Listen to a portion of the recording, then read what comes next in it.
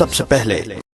बलवंत सिंह मनकोटिया जी का इस्तीफा हुआ है, क्या कुछ नाराजगी थी उनकी और क्या कुछ कहना है उसके ऊपर आपका? देखिए, भारतीय जनता पार्टी हर संभव प्रयास कर रही है विपक्षी पार्टियों को तोड़ने का, और ये कोशिश कर रही है कि सिर्फ एक पार्टी रहे, विपक्ष में कोई ना रहे, और इसलिए वो हर हरबा इस्तेमाल कर रही है। जहां डरा के काम होता है वहां डरा के, धमका के काम होता है, प्रलोभन दे के काम होता है वहां प्रलोभन से काम कर रही है। और खास तौर पर पैंथर्स पार्टी को जो है वो निशाना बनाया जा रहा है, क्योंकि पैंथर्स पार्टी ही एकमात्र पार्टी है जो लड़ रही है भारतीय जनता पार्टी के खिलाफ। मुझे भी बहुत प्रलोभन दिए गए, एमएलए बनाएंगे, मंत्री बनाएंगे, एमपी बनाएंगे, लेकिन जब हमने नहीं माना, फिर इंक्वायरीज हमारे खिलाफ जो है वो शुरू, उसमें भी कुछ नहीं बना, फिर डराया गया, धमकाया गया, जान से मारने की धमकियां हमको दी गई, लेकिन हमने सरेंडर नहीं किया। भारतीय जनता पार्टी यही कोशिश कर रही है कि विपक्षी लोगों को किसी भी तरीके से जो है वो तोड़ा जाए, या तो अपने साथ मिलाया जाए या घर में बिठा दिया जाए। अगर बलवंत जी के साथ भी कुछ ऐसा हुआ है, मेरी अभी उनसे बात नहीं हुई है, उनका स्विच ऑफ आ रहा है, मैं बाहर था 4 दिनों से, तो हम उनको कहना चाहते हैं कि हम उनके साथ खड़े हैं। और मैं अपने पार्टी के तमाम वर्कर से कहना चाहता हूं कि भारतीय जनता पार्टी से डरने की कोई जरूरत नहीं है। जब तक हमारे सांस में सांस है, जब तक हमारे दम में दम है, ये लड़ाई भारतीय जनता पार्टी के खिलाफ जारी रहेगी।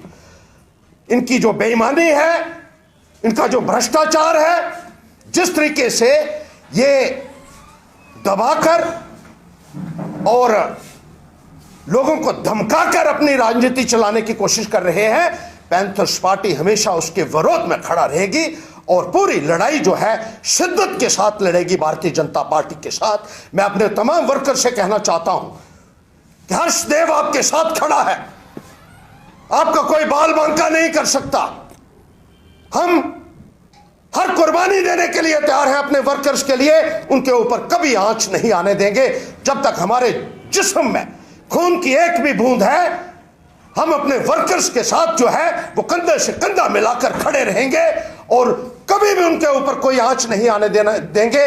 ये हम अपने तमाम जो पॉलिटिकल वर्कर्स जो हैं उनसे आज के दिन कहना चाहते हैं, और डरने की जरूरत नहीं है भारतीय जनता पार्टी से।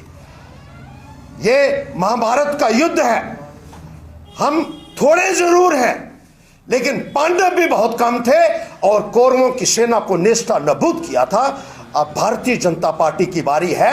अब उनका भ्रष्टाचार, उन्होंने जो कुछ यहां धांधलियां की हैं, जिस तरीके से वो निजाम को जोर जबरदस्ती से चलाने की कोशिश कर रहे हैं, पैंथर्स पार्टी उसको बेनकाब करेगी। ये हम आपको यकीन दिलाना चाहते हैं और अपने वर्कर से कहना चाहते हैं कि आपका कोई बाल भी बांका नहीं कर सकता। जिस तरीके से बीजेपी डराकर, धमकाकर, लालच देकर, प्रलोभन देकर हमारे लोगों को जो है वो तोड़ने की कोशिश कर रही है, हमारे घर में सेंध लगा रही है। पहले भी हमारे घर से एक आदमी को उन्होंने तोड़ा था और आज फिर उनकी यही कोशिश है। लेकिन मैं कहना चाहता हूं कि पैंथर्स का सारा परिवार जो है वो एकजुट है और इस लड़ाई को पाए तकमील तक ले जाएगा, भारतीय जनता पार्टी को नेस्ता नाबूद करेगा। लेकिन हर्ष जी, मनकोटिया जी का कहना है ये घर की लड़ाई है, घर के अंदर की लड़ाई है, जिसकी वजह से उन्होंने पार्टी का दामन छोड़ा है। मैं, देखिए, मेरी उनसे बात नहीं हुई है अभी। जब बात होगी तो क्या वजह है, ये वजह का पता जो है वो बाद में चलेगा, और जो भी है लेकिन कुछ मनमुटाव चल रहा था पार्टी के भीतर। देखिए, ऐसी तो कोई मुझे लगता नहीं है कि कोई मनमुटाव वाली बात होनी चाहिए, क्योंकि मैं तो 6 दिन के बाद अभी आया हूँ, सीधा एयरपोर्ट से यहाँ पहुँचा हूँ और अभी मेरी ज़्यादा बातचीत नहीं हुई है। आते ही जो है एक मीडिया जो है उनसे बातचीत करने का मुझे मौका मिला है। तो जो मैं समझ रहा हूँ और जो मेरे जो जहन में इस वक्त आ रहा है वो यही है कि ये भारतीय जनता पार्टी की साजिश है।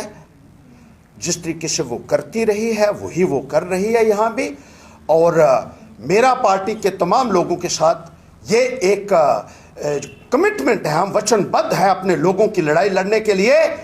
हमारा एक आदमी भी 1.25 लाख के बराबर सिद्ध होगा, ये मैं बताना चाहता हूँ।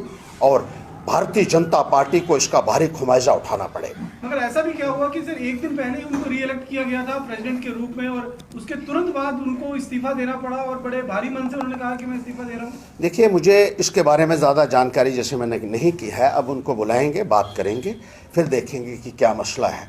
अभी ना तो मेरी भीम सिंह जी से बात हुई है, ना बलवंत जी से बात हुई है।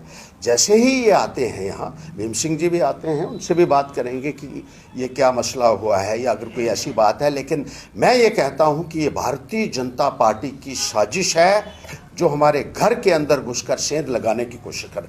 उनको भी हम घर के अंदर घुसकर मारेंगे। बीजेपी वालों, ये याद रखना कि कहीं आपका हिसाब भी वो ना हो जाए जिस तरीके से लंका का हुआ था। लेकिन आपको लगता है कि अगर बलवंत सिंह जी पार्टी छोड़ देते हैं तो खामियाजा पार्टी को भुगतना पड़ेगा, नुकसान काफी होगा? देखिए, मुझे अभी तो कोई आइडिया नहीं है कि क्या उन्होंने कहा है, क्या बयान दिया है। मैंने तो अभी भी मीडिया में सुना है क्या परेशानी उनको हो गई है। अगर भारतीय जनता पार्टी से उनको कोई लग रहा है कि कोई वो उनको परेशान करने डरने की ज़रूरत नहीं है। हम उनसे कहेंगे, हम उनके साथ खड़े हैं, कोई ऐसी बात नहीं होनी चाहिए और मिलकर लड़ेंगे। अभी मेरी भीम सिंह जी से भी बात हुई, उन्होंने कहा कि घर की लड़ाई है, छोटी मोटी लड़ाई है, ये इसमें इससे कोई फर्क नहीं पड़ेगा। अगर बलवंत पार्टी छोड़ भी देते हैं तो कोई पार्टी को फर्क नहीं पड़ने वाला है। आप भी मानते हैं कि अगर बलवंत सिंह नहीं, देखिए, अब कोई यहाँ ये इस वक्त कोई फैसला नहीं हुआ है। अभी उनसे बात करेंगे कि मसला क्या है, बात क्या है, उसके बाद जो है वो आपसे बात करेंगे। ऐसे तो एक एक वर्कर्स भी ज़रूरी होता है पार्टी के लिए। हर एक आदमी का अपना एक जो है रोल है पार्टी के अंदर और उसको निभाना है। ये नहीं होता कि एक वर्कर भी चला गया। हमारा एक एक वर्कर की भी जो है वो बहुत अहमियत है। वो तो 2 बार MLA रहे हैं, तो ऐसी बात नहीं है। 11 तारीख को सर आपकी कार्यकारिणी की मीटिंग होती है, कल शेड्यूल है वो मीटिंग पूरी तरह से? क्या नहीं, वो अलग अलग कॉन्स्टिट्यूंसीज की मीटिंग्स होती हैं, कॉन्स्टिट्यूंसी लेवल के ऊपर मीटिंग होती है। किसी की 10 तारीख को होती है, किसी की 11 होती है, किसी की 12 होती है। हाँ, उन्होंने अपने वीडियो में बोला है कि कल मैं कार्यकारिणी की बैठक बुलाऊंगा। क्या होगी वो हम उसमें कोई बात नहीं है, उसमें बिल्कुल मीटिंग करनी चाहिए और उसमें सोच विचार करना चाहिए कि क्या वजह है। वर्कर्स भी हमारे उनसे मिलेंगे और पार्टी के लोग भी उनसे बात करेंगे कि क्या बात हो गई है जिसकी वजह से उनको ये फैसला लेना पड़ा।